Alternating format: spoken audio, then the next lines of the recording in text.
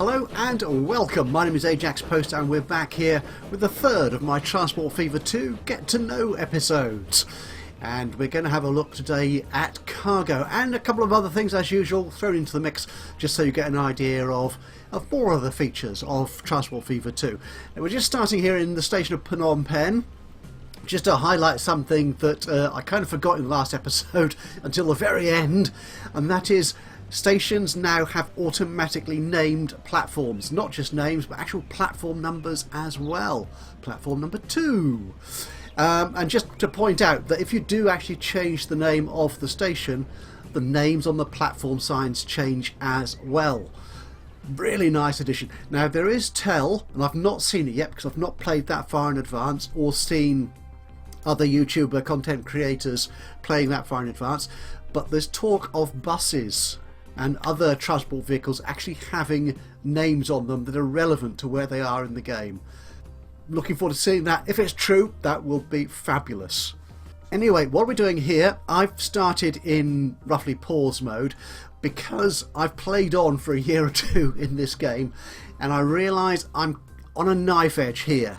That although I've got $1 million in the bank at the moment, there you go, that's looking very nice, these losses are rather unsustainable, and depending on what routes and what actions I take next, I could either head very rapidly towards bankruptcy or stand a chance of clawing back profitability into the business so I can then continue this series for a few more episodes. Now while we're here actually, I'd just like to sort of highlight a few things here on the finance tab. Just clicked on the account there and up comes this box here. It's a nice, more elegant, sort of more modern presentation of the information, broken down by the types of costs that you're incur and income obviously, as well as general stuff like loan interest. So as you can see here, we've got a railroad. We've earned so far this year, we're currently in July 1901, we've earned nearly £3,000 in tickets, but the maintenance on the vehicle is costing us so far this year £112,000. Bit of a loss maker there.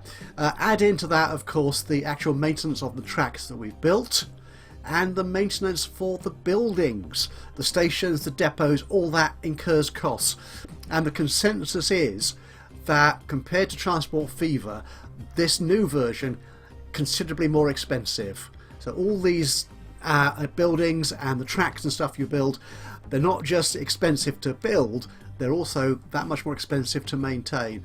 But I've a suspicion from what I've seen so far, the ticket price is well balanced with that, so you do actually earn quite a bit from a well delivered passenger or piece of cargo. So you should be able to balance that if you've got your skills and your routes set up appropriately. Now we've built a track between that was Riyadh and Phnom Penh. I haven't built any roads yet, so I'm not incurring any maintenance. Now I've seen a couple of other of my content creator buddies playing the game so far and building roads and other infrastructure and being hammered by costs. So I'm going to try and keep out of building roads so far. So this is one advantage of creating a map yourself, that you can actually design, if you think about it carefully up front, you can design where you need your roads to go and sort of lay it out so you get the most efficient arrangement of industries, and I'll come back to that point, the most efficient arrangement of industries, towns and so on, so you don't need to build too many new roads early in the game. Obviously if you get the things right and you start making good profit, then yeah, well, go for it baby, go for it. Now that's road. Again, my buses, all I've got is I've got 3 circular routes in my towns of Tehran, Riyadh and Phnom Penh, and 1 intercity route going between Riyadh and Tehran, and they're making nearly 75 grand already by July 1901. So that's very impressive. So in total I'm 21 in profit on road vehicles. We have nothing in the air and we're not floating any boats at the moment. Investments. Now this confused the heck out of me when I first saw it. If you may recall from the first episode, this is a custom map, so I went into the map editor and designed this map, and I'm rapidly coming to the conclusion I made a real dog's breakfast of it. It's not the most well balanced map in terms of industries in particular, as we'll see in a moment. Now what happens if you're using the map editor to build your map, you actually see a cost for all the infrastructure you build, all the roads, all the deletion of industries and so on that you do. So everything you build in the map editor is actually added as a capital cost in your bank balance. But the thing is, and this is what confused me when I first saw this, I thought my earnings down here in the very bottom left of the taskbar, if you will, the UI bar, I thought that was an ongoing incurring costs, a debt that I was repaying. I don't believe it is. It is a once-off capital cost, and as you can see here, it only appears in this column. So that was me building this map early, before I actually started playing. But since then, there's nothing added to that. In fact, investments. Yeah, as you can see there, vehicles? I'm not sure about vehicles. Roads, tracks and infrastructure. So that's all come in there, but nothing since 1900. I remember we started in 1900. No, actually no, the vehicles costs will be there from the very beginning where we built our infrastructure. Yeah, that's fine, that's fine. I think that's right. I think I've got that right. And the bank, the loan. Now the loan is interesting. They changed it from the very first game, Train Fever, to Transport Fever, so that in Transport Fever you had a annual payment of loan interest, which I think was December, the last day of the year, or the first day of the next year. So you could often actually use a little sort of trick. You could game it, if you will, by taking out a loan at the very beginning of the year, building all the stuff you wanted to build, buying all the stuff you want to buy, and then, assuming you were profitable, paying off a lot of that loan before the end of the year, because that meant you could then keep the interest on the money you've borrowed down to the barest minimum you can get away with. That's not how it works in Transport Fever 2. Your loan interest is charged every month. So if you're taking out a big loan, you're going to be dealing with that month in, month out until you actually manage to pay it off. So it's going to be a lot trickier to manage. It's going back to those good old days of Train Fever, of working out, can I actually make a route profitable by the end of this year to cover all my monthly interest payments? That's part of the financial challenge of the game. The charts here, that's just a basic bar chart. That's the word I'm looking for. It's a bar chart of your costs and expenditure. As you can see, it's much more reasonable so far in this year. If you actually want to see a line chart, you can see it here on the charts column. Because we're only 1 year in, we're not going to see much, so that's that. Now this is fun. I'm not quite sure what this page will do yet. We'll start using this, I think, later in the game. But you can actually build your own headquarters. It does cost you money. And I think we've seen this in one of the development highlights video. We've seen it somewhere, I'm fairly certain. And it develops, or you can add to it over time. But as it says here, if I escape from that, build a company headquarters. Where is it? There it is. Does it tell me, or is it the context help? Yeah, build the headquarters of your company in a location of your choice. You can move it at a later date, and the current score reflects the success of your business. My current score is 0. Yeah, not successful. And this, I'm not great with balance sheets, so yeah, this is numbers, which gives you an indication of how successful you're doing. We're not. We've lost 2 million so far. And basically a roll call of your inventory, your vehicles, your top speed, your top length rail, your longest rail length, your oldest vehicle, 200. I'm assuming that's months. It's certainly, I don't have a 200-year-old vehicle. No, not yet. Total tracks, all measured in yards, as I requested in the settings, and how many passengers I'm transporting in total and in the last year, number of lines and so on. Yep, so that's all good. We'll come back to this page at regular intervals, I imagine. Okay, one thing before we get into the cargo section properly, I just wanted to highlight in one of the overlays here, we have got destinations. And this is showing you the different destinations passengers are taking, whether using your transport, your buses, your trains, your aircraft, your boats, whatever, and those who are travelling under their own speed, private transport. Now you can see here which routes are being used by your vehicles, the green routes, and the sort of mauvey, bluey, call it kind of lines, that's private vehicles. So there are some who are taking routes within our cities, so that's Riyadh. Tehran, it's less of an issue. It looks like we've got better coverage of people in Tehran. Most are using our transport. But the interesting thing I spotted here, which nearly led me down a very dark blind alley, was this line here. This is a road, and this is private vehicles driving themselves between Phnom Penh and Riyadh. And you can see here, I think this number refers to the number of vehicles on there. Distinction is made, the strength of the colour shows how popular a route is. Yeah, it doesn't tell you what the numbers are, but I believe actually these are the number of passengers that are travelling on that route at this particular time. So here was me thinking, could I use this layer to say, well actually I could do with a bus service as well as a train line between Riyadh and Phnom Penh. In Transport Fever, the previous game, there was a nice distinction between passengers, and we mentioned this in the last video. There were the cheap passengers who would travel slower but wouldn't pay as much, so they would go by bus generally, and you had the fast passenger demand, and they would pay almost extortionate prices. They would pay a premium, let's put it that way, to travel faster between their place of origin and their destination, their required destination. That isn't available to us yet. That's not how passengers work. It's not as simple as that anymore in Transport Fever 2. So there's lots of other things, as we hinted at in the previous episode, in terms of noise, comfort, speed, frequency, and the rest of it. It's a slightly more complex algorithm. Now, I tried actually putting a bus route on here, and it seemed to actually compete with the train.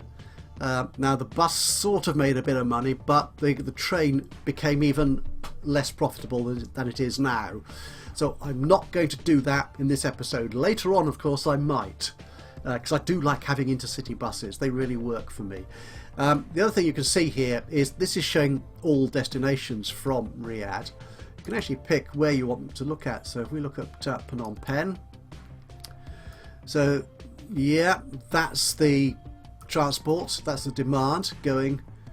Yep, so that's one person at the moment, apparently wants to go to Phnom Penh by my train service, and 12 going through roads.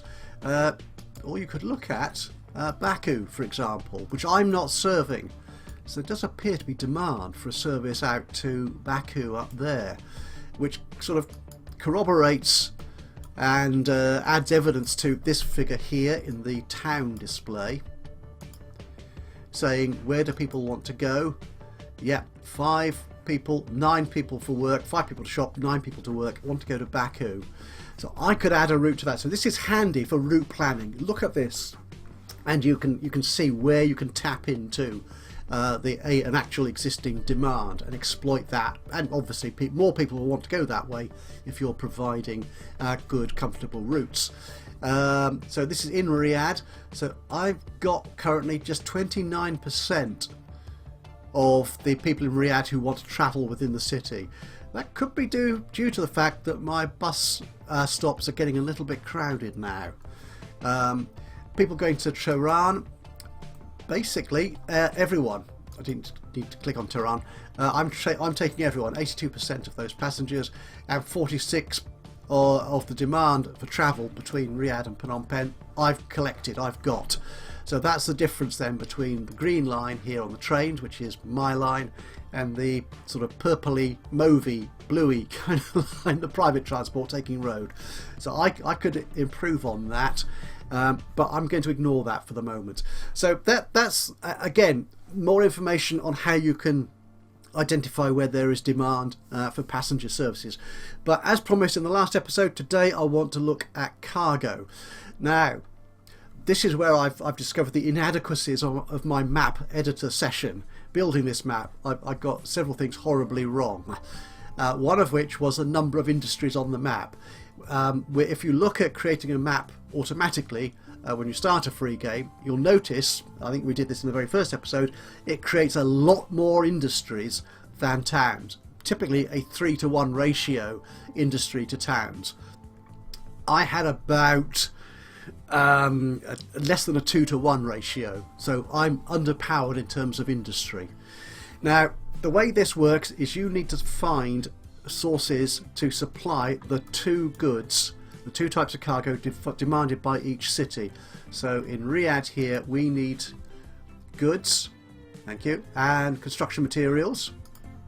In Phnom Penh it's fuel and food. Now they used to be two very easy industry chains. You would take the produce of a farm, so you could take wheat from there and turn that into food.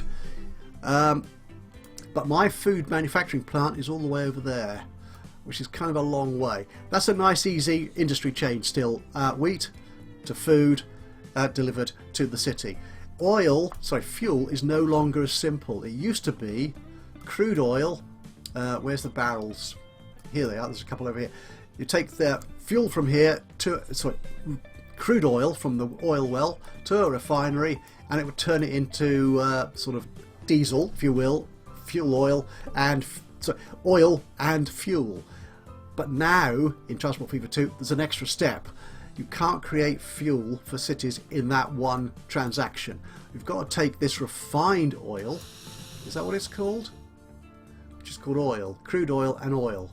Oh, okay, so this refined oil, you take that from there and you need to send that then to another refinery. And this is a problem I discovered. There it is, it's all the way down here.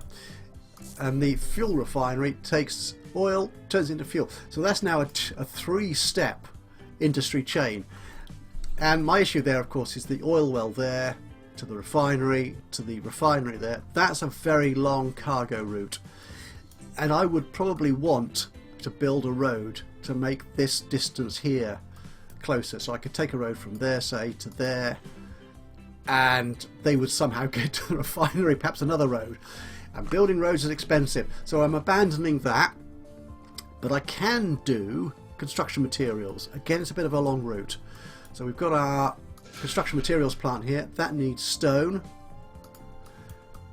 And I've got my single stone quarry up here. It's a bit of a distance from there to Riyadh, which requires construction materials. Also, in fact, so does Tehran. But that, I might do that by road.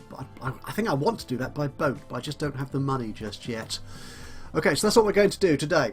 We're going to look at this industry chain and complete it. So, what do I need to do? I want to actually connect.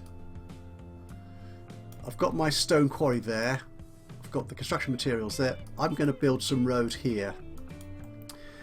Drawing this bit of road. Some nice cheap country road, please. So drawing that from there to there, or there.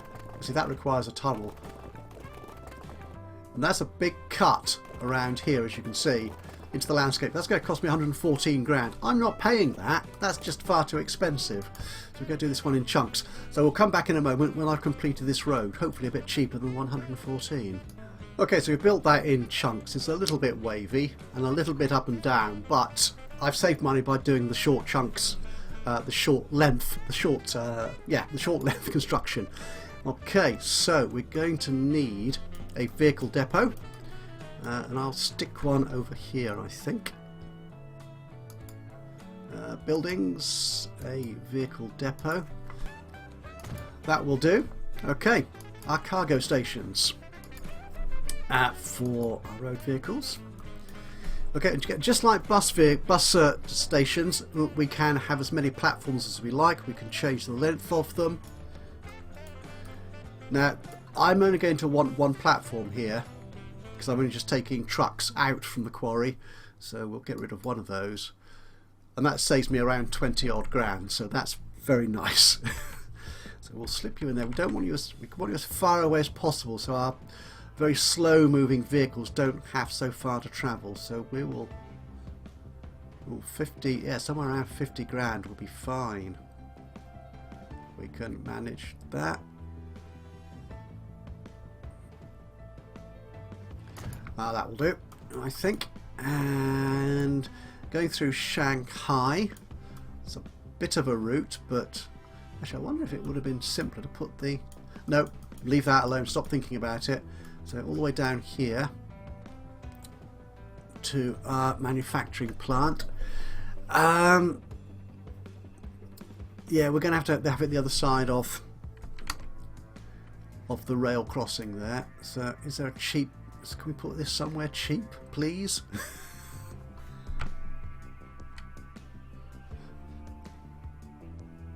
Again, this is 50 odd grand.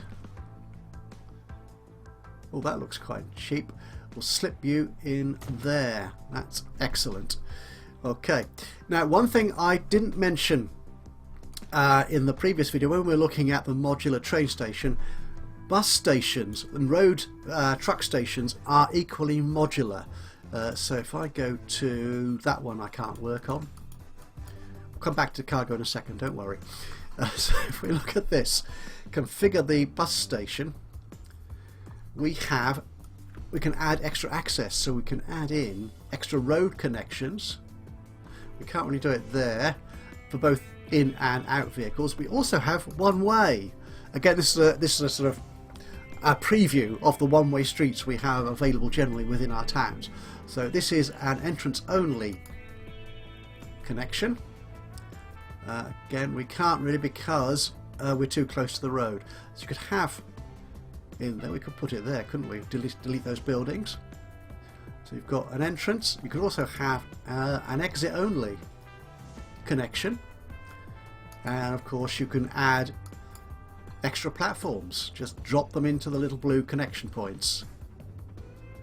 Build your station up like that. And of course you could turn your passenger station into a cargo stop as well. Except we don't have room here to do that.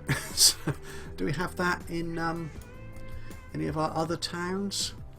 Let's configure you. Oh wait, oh yes, I should have used this one to start with. Yeah, so those are our in and out connections. We can add extra passenger platforms if we wanted to. Or indeed extra cargo stops, so we could put one in there.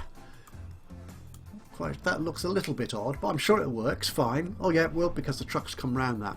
So you can have, just like in stations, both passenger and freight in the same location. Right, back to cargo. Let's set up that line.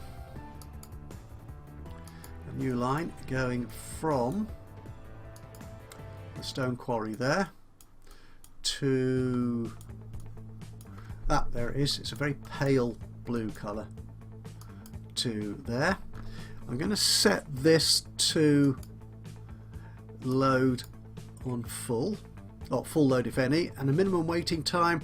I haven't tested this yet, so I'm not quite sure if this works in the same way as it did in Transport Fever. There were always issues about that, but we'll worry about that when it comes to be an issue. Now in Riyadh here, I'll change the name of this station in a moment. This is one of the things we saw in the highlights videos. We can decide what cargo it loads and unloads. So we're not loading anything here, and we can tell it to only unload the stone. Now what I will do, in fact, is I will add the onward travel of the construction materials into the city of Riyadh. So I will actually have it loading construction materials when we get to the next stage of the development of this chain. But for the moment, we're just doing that. So this is a way of handling those multiple consists. This will be particularly useful, obviously, for trains. We'll have multiple types of wagon on the back of your locomotive. So this will be, let's rename this. So this will be the Shanghai Stone Supply.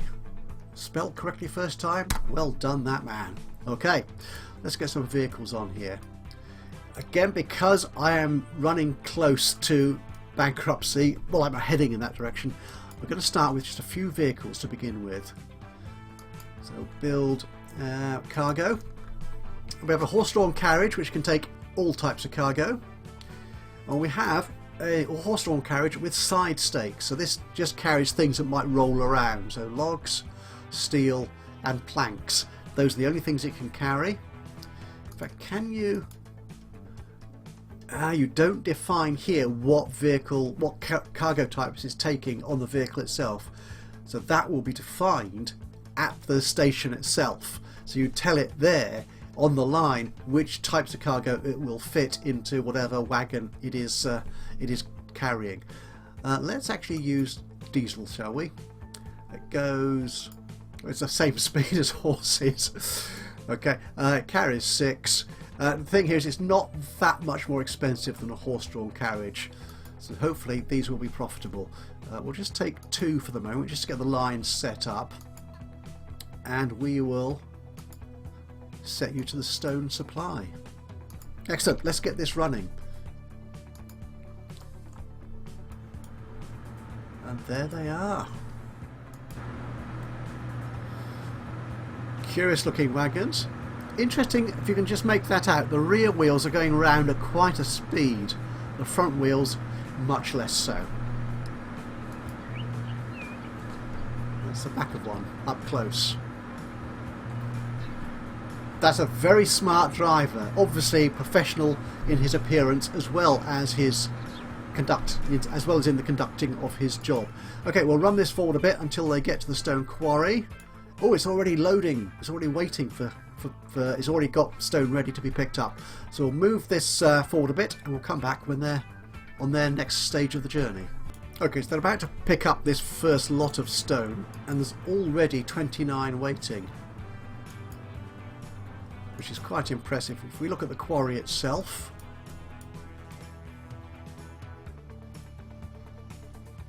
oh, moving machinery, excellent, love it. And we can see there it could produce 400 and it's currently shipping up to 100. And I suspect that's to do with the, well, they helped tell me in fact. Actually,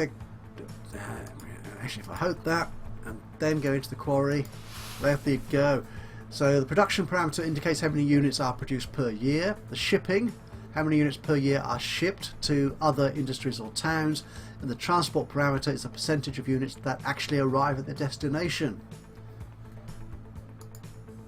And here we can see where it's going. It's going to the Phnom Penh construction materials plant, which indeed is true.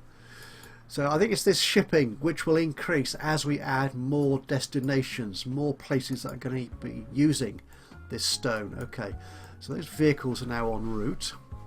So let's go here.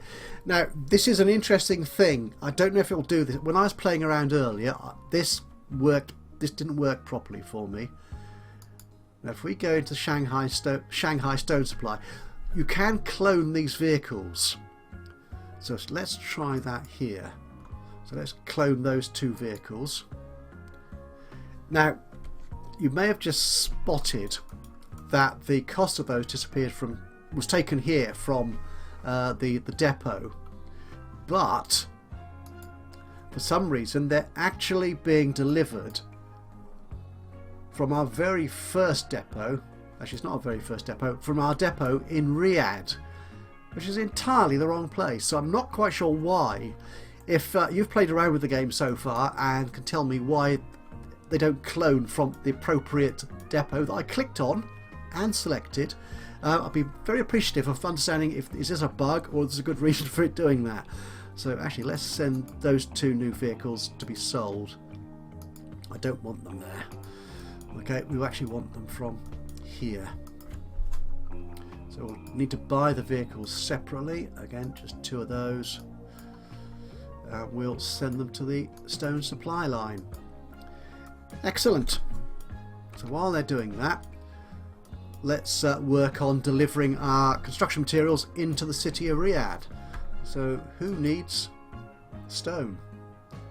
Where's our land use? There it is. So the industrial requires the stones. It's not stones, it's construction materials. So that's around here. Now, from what I've been able to make out, let's go to our stone supply line. Let's go to our stone supply line and not click off it. I can add a new station here to the end of the line. I could stick it there. Now I'm not sure if this will actually work. Now this is how we did it in Transport Fever. If you didn't want to put an actual big truck stop... Oh, what's that warning message there? Ah, it is telling me. Passenger stop cannot be used by cargo vehicles. Right, but that's okay because the game now does include actual street side cargo unloading spaces. Now these little stops don't allow you to load cargo, so that's fine. Oh, we've got looks like a motorised passenger vehicle. Excellent. So we can actually put our truck stop in here. We'll put it on that side of the road. Okay, and add that to our line. Good. Okay, right, so that other little thing on our line we needed to fix. At the rear, let's rename that stop. So this is... actually, it's the Phnom Penh materials plant, isn't it? So it should be named for the... That's correct, I think. Phnom Penh Conmat. I'll just call it that. Okay. So that's that. And on our stone supply line, let's configure this line. And here we are unloading stone and we want to pick up construction materials. So we'll do that there. And what I'll do, I think for the first truck that arrives, I'll ask it to wait just to make sure it actually has something to carry through into Phnom Penh. Otherwise it's going to go all that way with nothing and then go all the way back to the stone quarry. Right, so that I clicked on the wrong one there, didn't I? I'm always making silly mistakes. It's not that one. Oh, get a grip. There you go. That's that. It's the Phnom Penh Combat that needs to fill. There you go. I got that bit right. Excellent. Right, so we'll run this forward until those... Oh, they're already in Phnom Penh. And he is carrying... that's a bus. That is a bus. So where have my... Ah, there's the first one. Travelling very slowly. Full of stone. Excellent job. Right, we'll run this forward until they arrive and we will finish off the cargo route there. Okay, so here we are. We're approaching the end of 1902, end of November, and our very first delivery of stone is about to take place. We're delivering stone to the combat plant hidden behind those trees. And with any luck, it will wait for some actual construction materials to be delivered or to be created. Now look at that. That was 20 odd grand. Finances. It's not showing. Yeah, so nearly 25,000 for delivering stone. So the returns, the ticket prices, as it were, is quite impressive in the game, which kind of offsets the actual cost of the maintenance of these vehicles. Okay, what we'll actually do, we won't have him wait for them all to finish. I just wanted to have some ready in there, so we'll allow him to take off and deliver that into the city of Riyadh. 27,000. Excellent, that's good. Alright, now they do of course have a long way to travel back to the quarry. I don't think they can take anything else back, unfortunately, but that's the way of it. Actually, let's look at our stone quarry up here. How's our stats on that? There you go. So shipping 100. We've so far transported 3% of what we've picked up, which is quite impressive. Okay, I've added another couple of vehicles to that line, so now 6 trucks on that line. I also actually added in a couple more horses and carts to the town centre route here, because as you can see, Riyadh is getting quite busy. One final thought on this, seeing as we're looking at delivery by diesel. Where is that truck got to? Oh, they are so slow, 12 miles an hour. We'll leave you there. Because we're delivering by diesel and we've got this train station in town now, it's time to look at the emissions. So here we can see this is the average emissions on this map. So as you can see, it's all basically along the train line. So that's the train. This is the average over time. You can actually look at the current emissions. Oh, and as you can see there, this it's not really deep, but it is quite a significant emission. So that's the noise and smoke, the pollution from these vehicles is quite heavy. So those diesel lorries, those diesel trucks, and this steam train are quite heavy in creating emissions. They're quite an issue. But unfortunately, both are going through residential areas. This could be a problem. Now, one way of dealing with that, as I understand it, is to increase the maintenance costs on your vehicles. But I'm not going to do that because I don't really have a lot of money to spend. So, in fact, if we look at these lines here, while we're doing this, actually it's not the lines, it's the vehicles I want to look at, isn't it?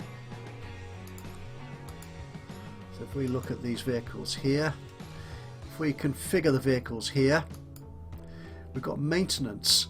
And what this does is it reduces the emissions, and I think also extends the lifetime of the vehicles.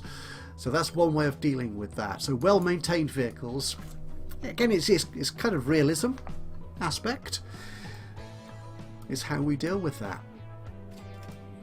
Okay, I don't think there's anything else particularly I want to add to this episode, so we will just follow this truck delivering stone into Shanghai.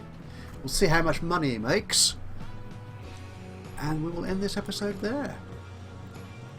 So if there's any particular features you want me to look at in future get to know videos, then please do just drop a note into the comments box below. Let's follow him properly, shall we?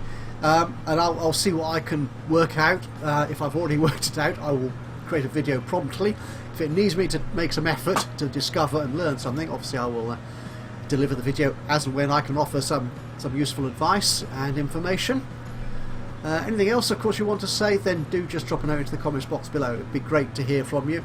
Other than that, thank you very much for joining me today. Hope you've enjoyed this. If you have, a little bit of a thumbs up, a like would be appreciated. Look, it drops the back to deliver the stone, the construction materials. Have I earned any money from that?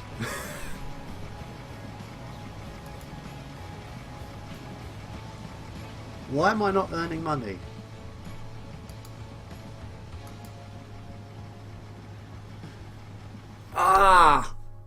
Have I made a boo-boo on this line?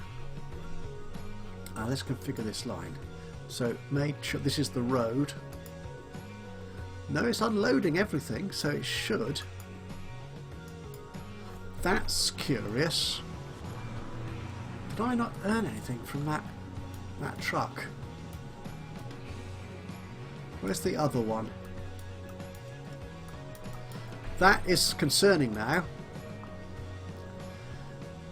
But as you can see, cargo can be quite profitable.